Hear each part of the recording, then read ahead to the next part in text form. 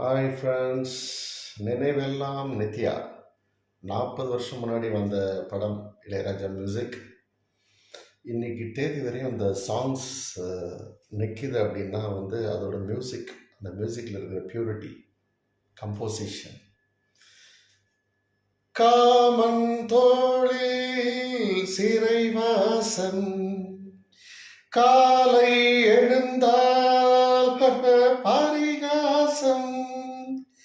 Common தோளில் சிறைவாசம், காலை எழுந்தால் பரிகாசம்.